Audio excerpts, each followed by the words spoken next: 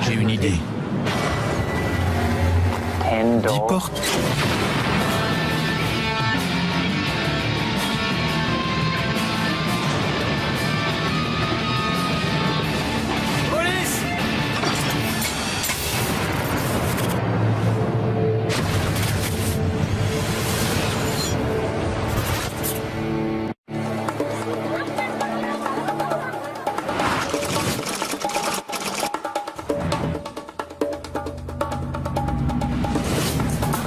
Marcher dans les rues, un engin explosif à la main, sans savoir à quel moment il va sauter, c'était quelque chose de très angoissant.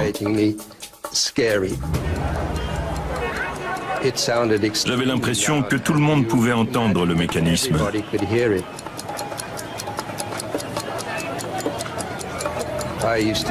Il me semblait qu'il tic-taquait à toute allure, au rythme de mon cœur.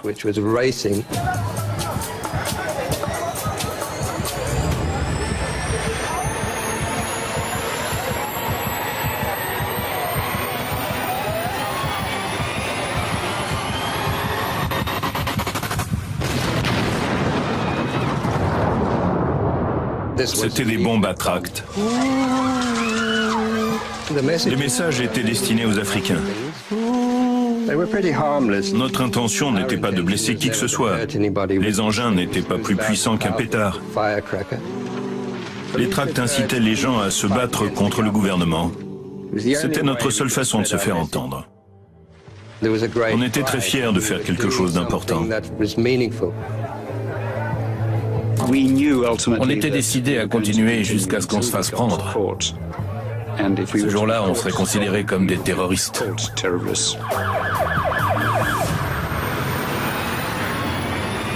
Ils sont arrivés à 2 h du matin.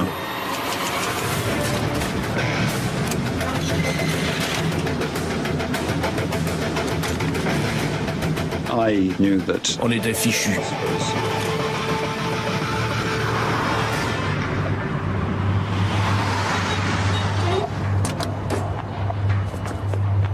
C'était une immense défaite, on avait été vaincus par l'ennemi. Notre combat était terminé. Tim a pris 12 ans et moi 8.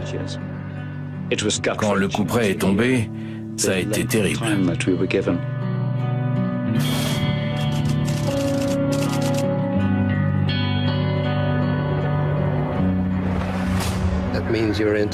On allait passer toute la trentaine derrière les barreaux, l'âge auquel on fonde une famille généralement.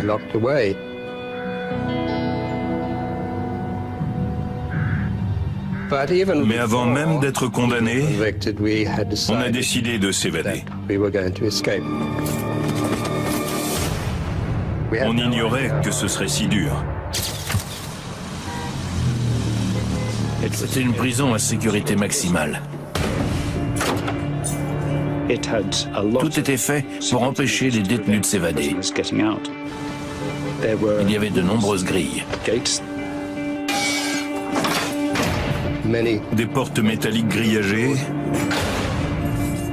des portes métalliques pleines. La nuit, ils lâchaient des chiens dans la cour. Des bergers allemands dressés à l'attaque dès qu'on s'approchait d'eux.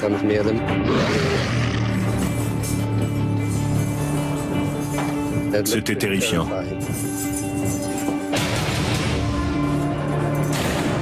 Tout était sombre et sinistre. Il fallait qu'on s'évade.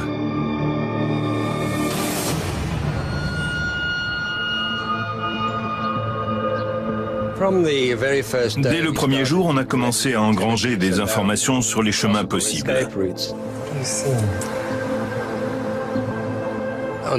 D'un côté, le bâtiment était fermé par un grillage métallique de 6 mètres de haut. Mais le terrain de l'autre côté faisait partie de la prison.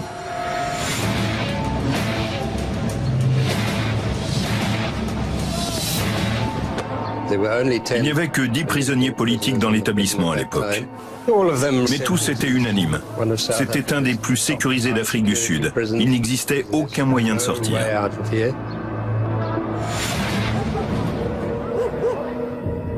Mais il y en avait sûrement un.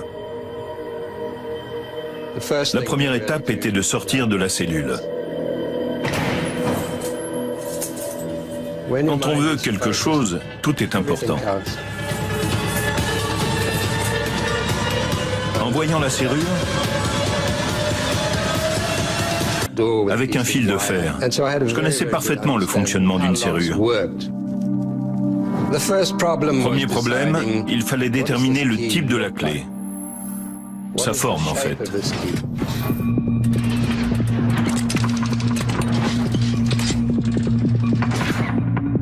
C'est alors que j'ai eu une idée. J'ai pris une feuille de papier et avec le couteau qui me servait à tartiner mon pain, j'ai enfoncé la feuille à l'intérieur de la serrure.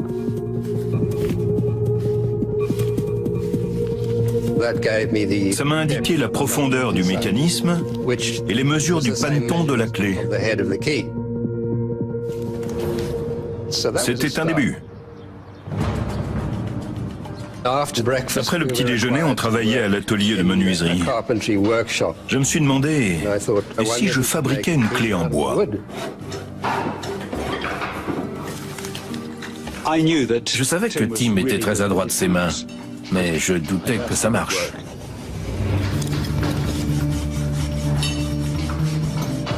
Je me suis mis à tailler des petits morceaux de bois, un pour la tige et un autre pour le paneton. Il fallait travailler au nez et à la barbe des surveillants. On espérait que personne ne nous verrait. J'ai fabriqué presque toute la clé pendant la première semaine. Ensuite, il a fallu la rapporter en cellule.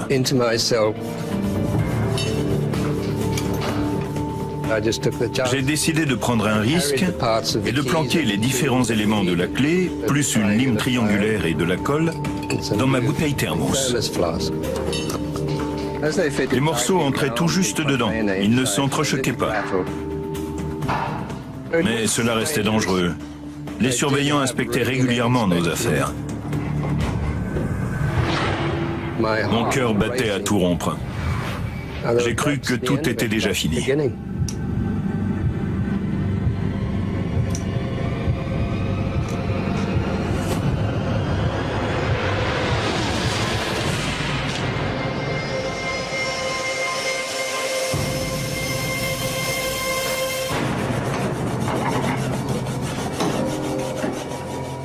Mais il n'a rien vu.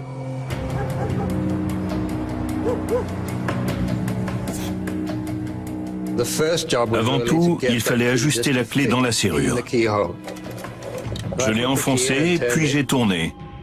Ça n'a pas marché.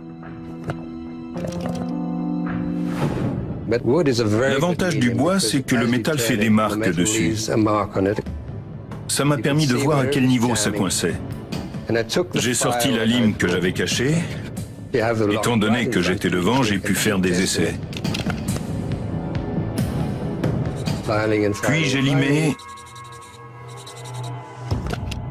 jusqu'à ce que ça marche.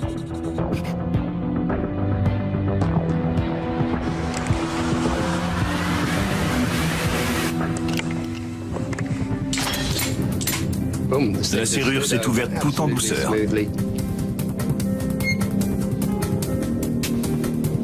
N'y croyez pas. C'était juste extraordinaire. Mais ce n'était que le début. Si j'avais cru qu'il serait facile de s'évader, je me trompais. Cette grille était doublée par une porte pleine en métal. Le problème était que le trou de la serrure se trouvait de l'autre côté. Pas moyen de l'atteindre de l'intérieur de la cellule. C'était impossible.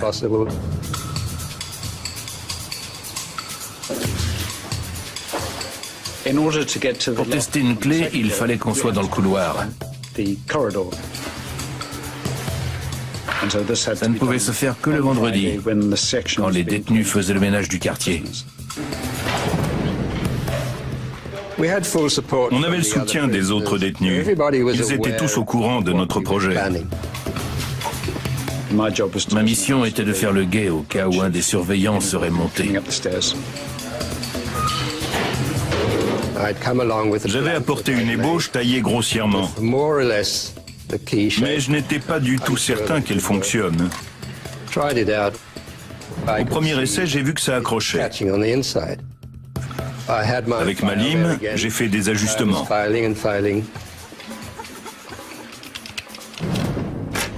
Et ça a marché. Le pen est sorti de la gâche.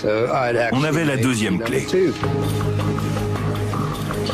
C'était incroyablement facile.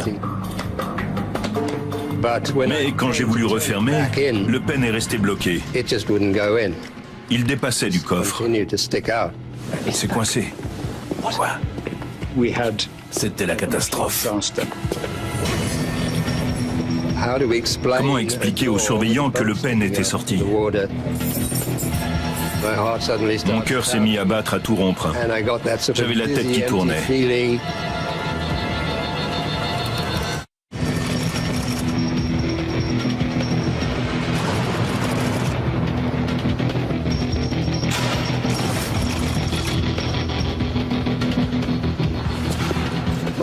Bon sang, ils arrivent.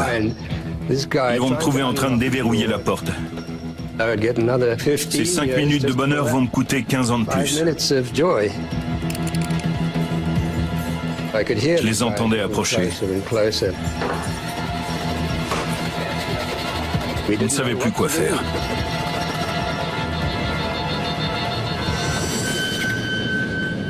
On a laissé tel quel. Un surveillant l'a vu. Ça a été la panique. Il a reproché à un de ses collègues de n'avoir pas déverrouillé la porte correctement. On a eu chaud.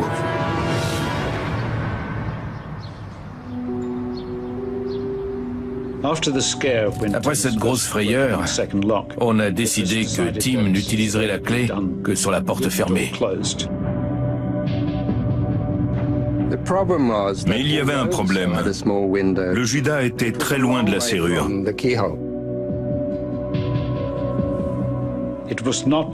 On n'avait pas le bras assez long pour l'atteindre. On était coincés.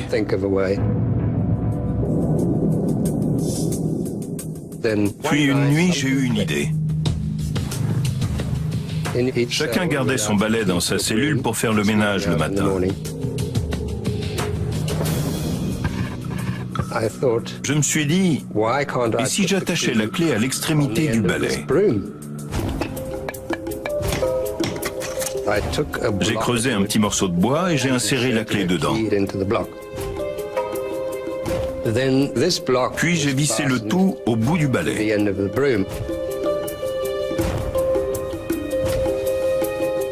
C'était un mécanisme très simple, un peu comme la contre-manivelle d'une locomotive à vapeur. Je n'avais qu'à enfoncer la clé dans la serrure et tourner. Ça a fonctionné. La clé a tourné aussi facilement que la première. J'aurais pu sortir de ma cellule. Steven, ça marche. Tim a levé le pouce. J'étais sur un petit nuage. Ça a été un moment extrêmement fort. Désormais, on pouvait sortir de notre cellule. On s'est demandé jusqu'où on pourrait aller. Si on parvenait à sortir du quartier et à descendre dans la cour, tout était possible. La porte suivante, la numéro 3, se trouvait au bout du couloir. On ne pouvait s'en approcher que le vendredi matin, quand on faisait le ménage.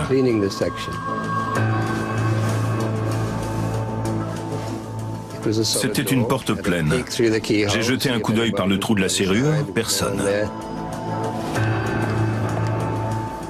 J'ai commencé par essayer les 2 clés que j'avais déjà faites. C'était dangereux. Les autorités prenaient les tentatives d'évasion très au sérieux. Il y aurait eu un nouveau procès et une condamnation.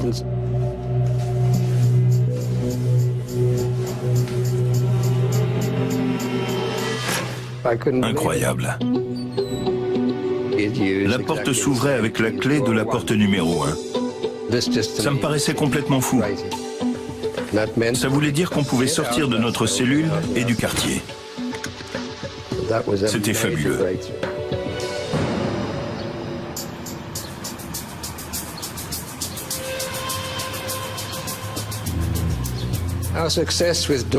L'assurance de pouvoir ouvrir la porte numéro 3 nous a ouvert des perspectives nouvelles.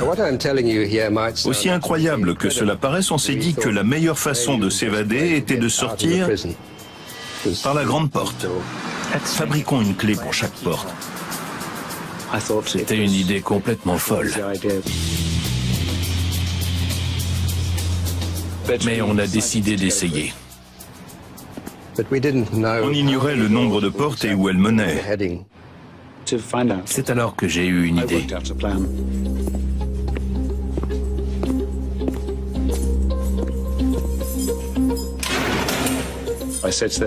J'ai raconté que j'avais besoin d'aller chez le dentiste.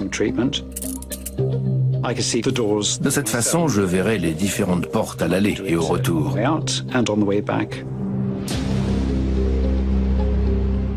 Ça a été une surprise terrible. Il y en avait 10. 10 portes? Comment arriver à l'entrée principale après avoir ouvert 10 portes? Le problème nous paraissait insurmontable. Faut trouver de l'aide.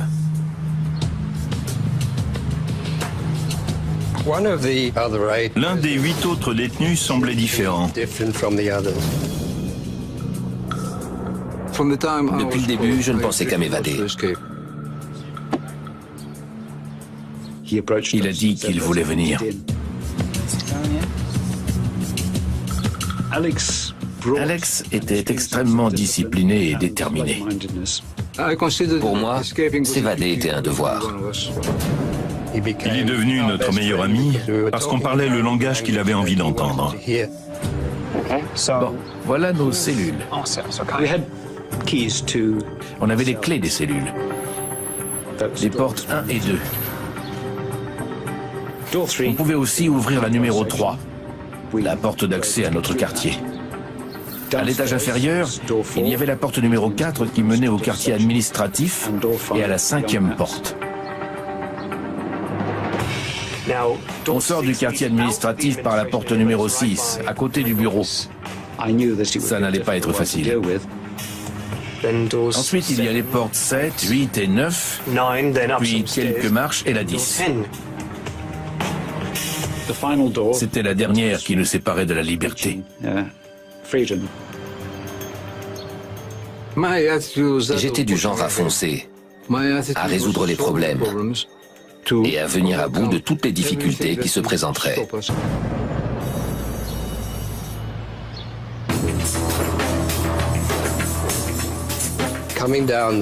En bas de l'escalier s'ouvrait la première porte du quartier administratif, la numéro 4.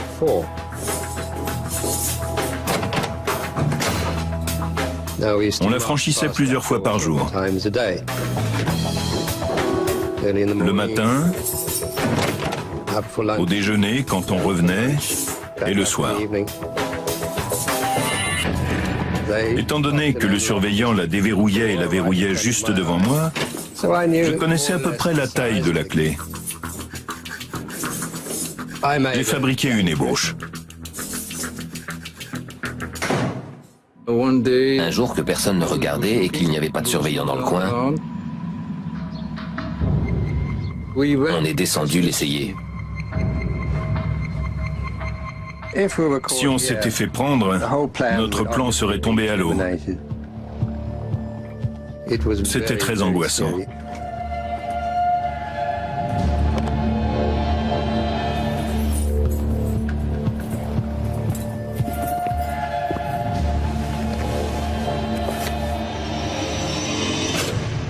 Bingo. Ça en faisait une de plus. J'étais surexcité. J'avais sans arrêt le sourire fendu jusqu'aux oreilles. On était ravis, mais il restait plusieurs obstacles à surmonter.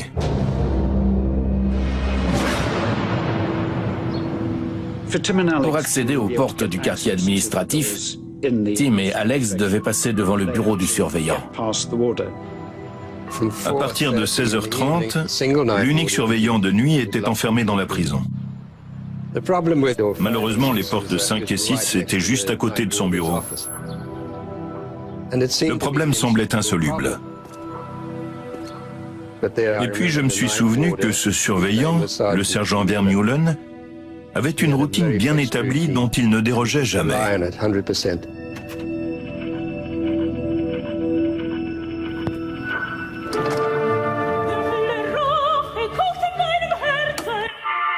Tous les soirs, il nous faisait écouter de la musique par l'interphone. Quand le disque était fini, il coupait l'interphone et montait pour l'inspection des cellules. On avait une fenêtre de tir très étroite. Alors, le surveillant est là. Toutes les nuits, pour faire sa ronde, il prend ce couloir et monte l'escalier jusqu'à nos cellules. C'est à ce moment-là qu'il faudra descendre. Comment éviter de le croiser? Il fallait se cacher. J'ai une idée. On savait que sous l'escalier, il y avait un placard.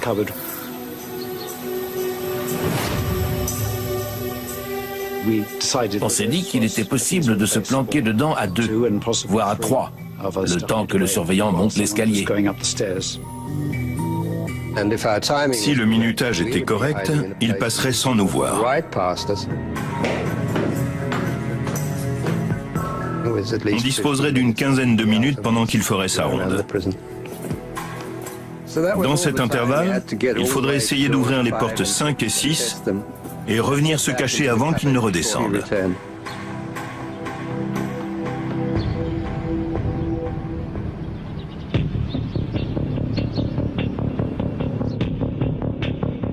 Le jour J, on était très tendu.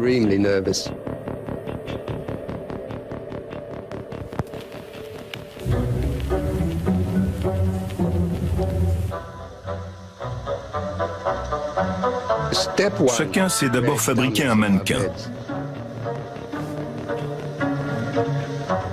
Ensuite, il fallait sortir de notre cellule et descendre au rez-de-chaussée avant la fin du disque. Cela prendrait quelques minutes. La réussite de l'opération dépendait d'une chose, qu'Alex et moi soyons cachés dans le placard avant la fin du morceau. Il était essentiel qu'on soit descendu avant que le surveillant ne monte.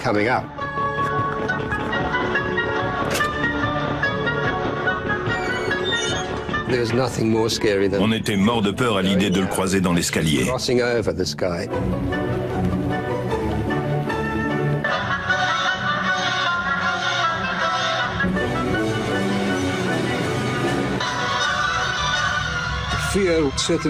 On avait tout le temps peur.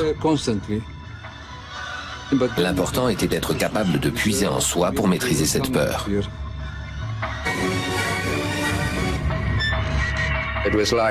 C'était comme partir à la découverte d'un univers inconnu. C'était très angoissant.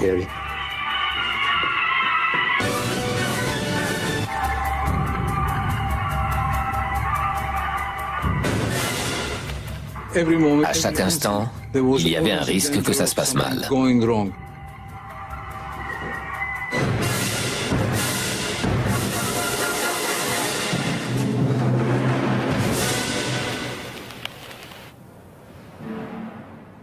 Quand la musique s'est arrêtée, il y a eu un silence terrifiant. Le moindre bruit était amplifié. On s'est rendu compte qu'on avait oublié un détail. Comment tenir la porte fermée de l'intérieur du placard? Il n'y avait rien pour tenir les portes à part la serrure minuscule. Ça a été un des moments les plus terrifiants de mon séjour en prison, quand j'ai retenu la serrure du bout des doigts. On a entendu le surveillant se lever, prendre son trousseau de clés, ouvrir la porte de son bureau et s'engager dans le couloir. Jamais je n'ai vécu un moment aussi éprouvant. Si Vermeulen nous avait découvert, les conséquences auraient été dramatiques. Ça aurait été très gênant pour les autorités qui nous l'auraient fait payer.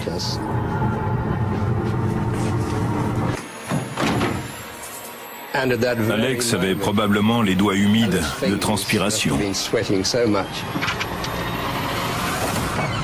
La porte s'est ouverte.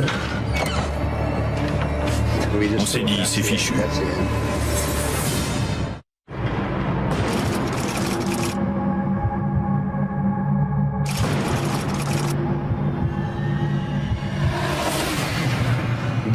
On tremblait comme des feuilles.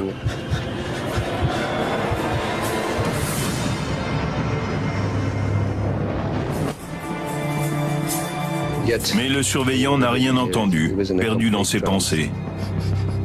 Il est monté vers notre quartier. La tension était terrible.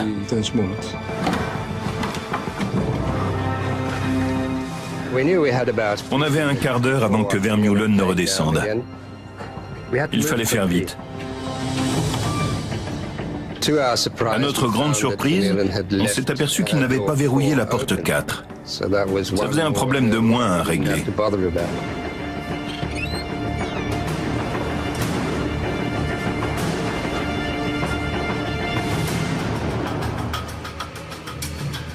Arrivé à la numéro 5, j'ai essayé la clé de la porte 1. Dès le premier essai, elle a fonctionné.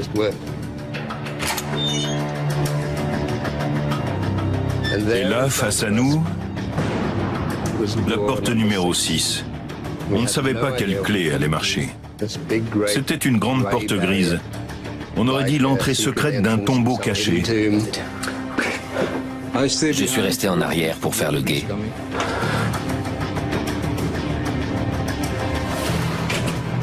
Le sergent Vermeulen est arrivé à l'étage.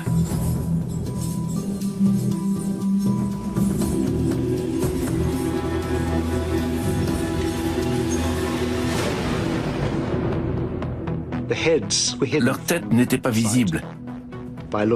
Et par le Judas, ils ne pouvaient pas voir que c'était des mannequins. J'ai sorti mes clés et j'ai commencé à les essayer dans la serrure. Quand j'ai enfoncé la deuxième, elle s'est coincée. Pas moyen de la faire tourner. Ça n'en finissait pas. J'étais inquiet. Elle est coincée.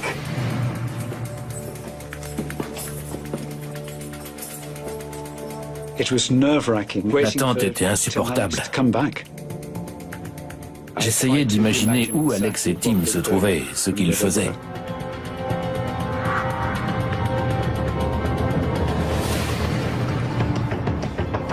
Soudain, Alex a dit « On n'a plus le temps. On y va. Une seconde. » J'avais l'impression d'être là depuis quelques secondes seulement. En réalité, cela faisait 10 minutes.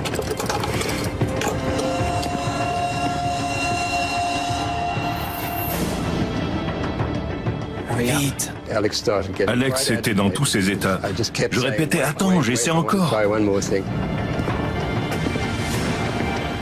Il m'a dit « Il faut y aller ».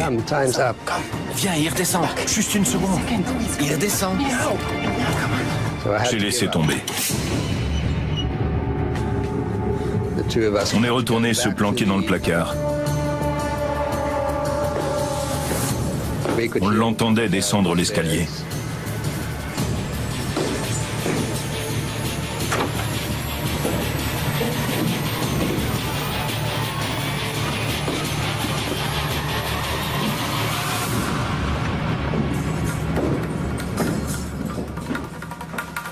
Nos genoux tremblaient. Quand il est rentré dans son bureau, on a poussé un ouf de soulagement. Puis on s'est faufilé dans notre cellule. Certes, on avait défié l'autorité, mais on n'était pas parvenu à ouvrir la porte numéro 6. On n'avait pas gagné. On a dû lutter contre l'idée que cette porte était infranchissable. Finalement, on a décidé de fabriquer une clé sans tige. Celle-là était en fil de fer. C'était une sorte de passe. Au lieu de tourner dans le mécanisme, elle repoussait le pêne en arrière, comme si on crochetait la serrure. Il n'y avait plus qu'à l'essayer. On espérait ouvrir la 6e porte avec, mais il en restait encore 4 après. Pour cela, les 15 minutes de la ronde ne suffisaient pas. Les essais allaient forcément prendre plus de temps. J'ai été chargé de retenir le sergent.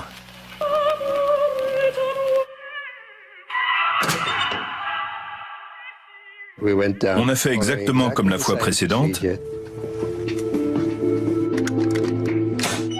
sans savoir si la nouvelle clé fonctionnerait. J'ai prié très fort. Puis je l'ai enfoncé et j'ai tourné très délicatement. J'espérais que Steven parviendrait à faire diversion assez longtemps. C'était quoi le score final? Le sergent Vermeulen adorait le rugby. 21-14. J'ai sauté sur l'occasion. Super. J'ai essayé de faire durer la conversation. Vous assistez souvent au match? Plus que vous. J'ai tourné la clé dans tous les sens, j'ai poussé, j'ai tiré.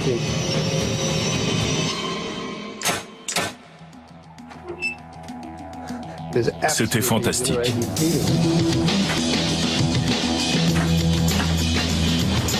Ensuite venait un petit passage entre les portes 6 et 7, une espèce de no man's land. On ignorait ce qui se passait là le soir venu. Face à nous, la porte numéro 7. Là, j'ai eu une inspiration. Comme c'était une grille, j'ai dévissé les vis du pêne. Vous emmenez vos enfants? En général, ils adorent l'ambiance. J'ai mis le mécanisme hors d'usage de façon à ce que l'on puisse l'ouvrir avec le doigt ou même avec un couteau à beurre. Ça y est, tiens. Plus que 3 portes. Mais le temps pressait. Vous avez une fille, hein, c'est ça? La porte numéro 8 n'était pas verrouillée. La numéro 9 était une porte en bois, tout ce qu'il y avait de plus normal. Ça va? Oui, c'est bon. J'ai essayé une de nos 3 clés. La porte s'est ouverte.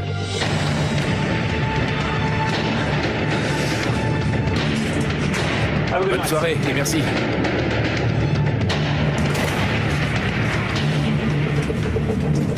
Devant nous se dressait la dernière porte, la 10e, celle par laquelle on était entré en prison. Une petite porte en bois comme dans n'importe quel pavillon de banlieue.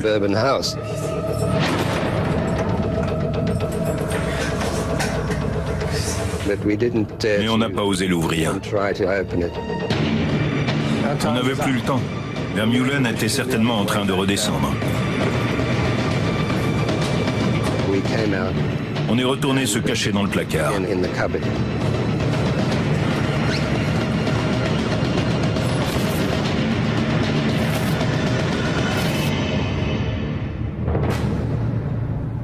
On était prêts pour l'évasion finale.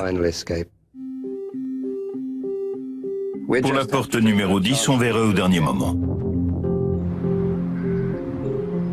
Comme Steven nous accompagnait, il fallait trouver quelqu'un d'autre pour distraire Vermeulen. Dennis Goldberg était considéré comme le leader des prisonniers politiques.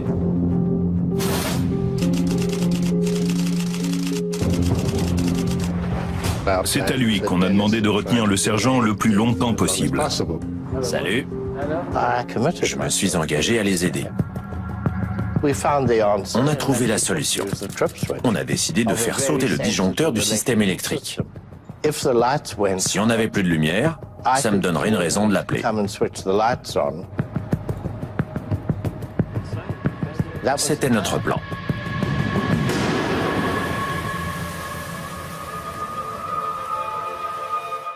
Le jour J est arrivé.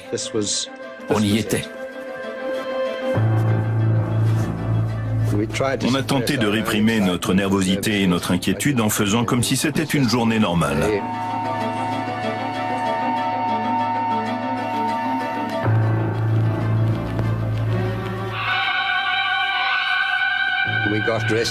On a enfilé des vêtements civils que des surveillants laissaient sur place.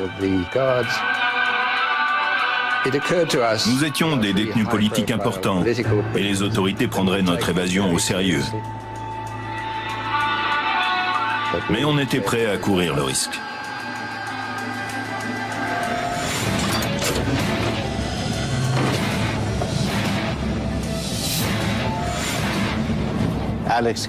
Alex est passé devant ma cellule et a levé la main. Juste un petit signe pour dire qu'ils y allaient. Et puis le silence.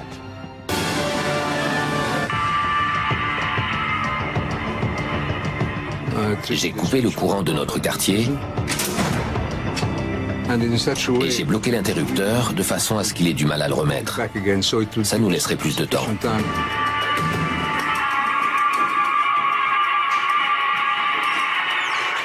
Sergent Vermeulen! On s'est retrouvés dans le noir. Or, il faut de la lumière, c'est une question de sécurité. En détenu obéissant, j'ai appelé le surveillant de nuit, Vermeulen. Sergent Vermeulen! Pour qu'il vienne rallumer. Sergent, la lumière! On s'est serrés l'un contre l'autre dans le placard minuscule. J'étais certain qu'on allait se faire surprendre. Finalement, j'ai entendu Vermeulen sortir tranquillement de son bureau et ouvrir la porte numéro 4. Fichu compteur. Lentement, il a monté l'escalier qui menait à notre quartier. On a jailli du placard.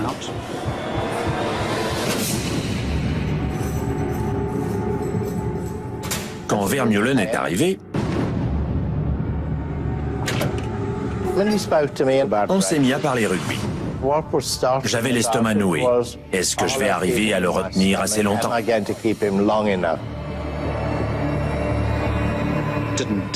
Je n'osais pas regarder derrière moi.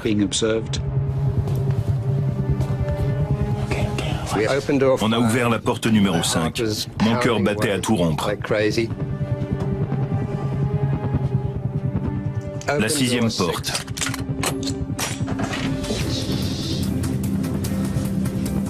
On a couru à la 7e, on l'a ouverte. La numéro 8 n'était pas verrouillée. On a ouvert la 9.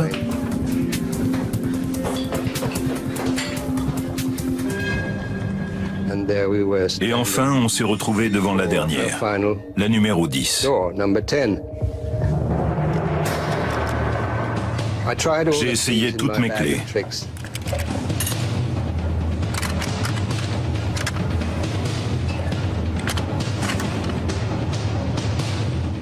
Aucune ne fonctionnait.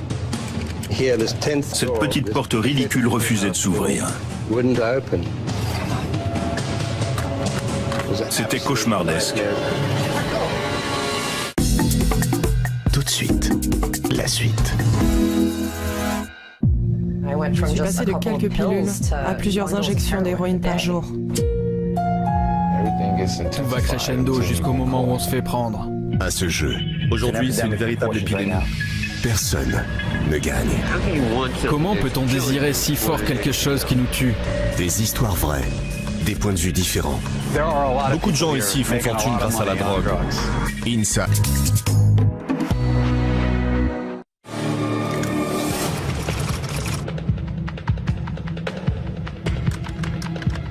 Elle a bien joué, votre équipe?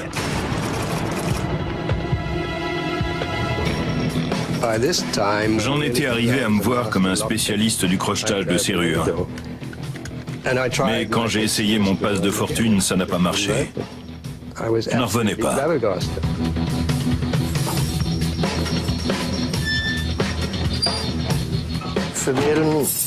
Vermeulen est reparti dans le couloir pour rallumer la lumière, sans remarquer les mannequins. Puis je l'ai entendu qui redescendait l'escalier. Est-ce que les clés ont marché? Et s'ils se retrouvaient bloqués? Je vais y arriver. J'essayais encore et encore. Je voyais bien qu'Alex et Steven commençaient à s'inquiéter.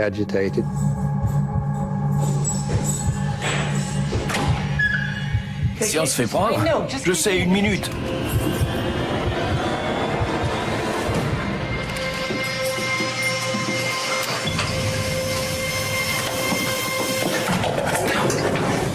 Je leur ai dit, je n'y arrive pas, il faut remonter. C'est fichu. Il fallait prendre une décision. On a entendu Vermeulen redescendre dans son bureau. Désormais, il était entre nous et nos cellules.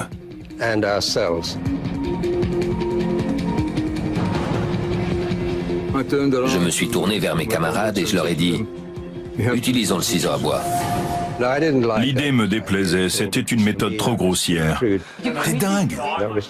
Ça n'était pas mon style, je voulais qu'on sorte sans laisser de traces. Non, je vais y arriver.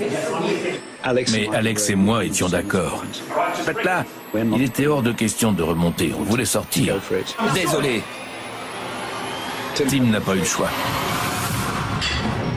Alex s'est mis à entailler le bois. Ça m'était insupportable. Vermeulen était tout près, à quelques mètres de nous.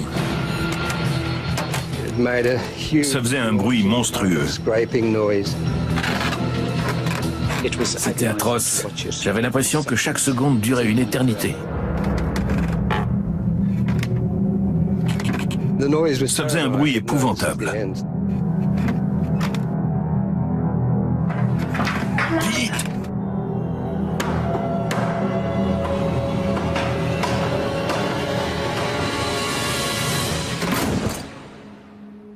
Enfin, la porte a cédé. Ça a été un moment extraordinaire. J'ai dit, allez Alex, on y va. On y va, allez!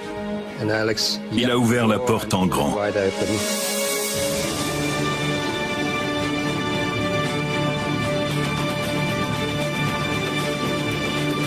Je flottais au-dessus du sol. Je volais. Mais tout danger n'était pas écarté. Qu'y avait-il de l'autre côté? On a baissé la tête.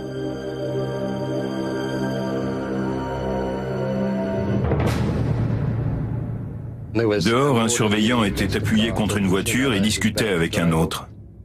On a failli mourir de peur.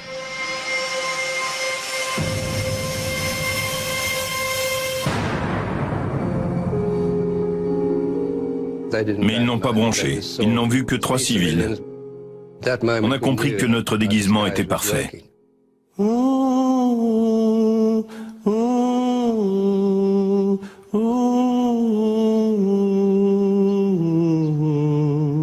Pas de sirène hurlante. Personne qui nous courait après. On s'est laissé porter par l'émotion. On avait le sourire fendu jusqu'aux oreilles. On était invisibles. On l'a fait, on a réussi, on s'est évadé.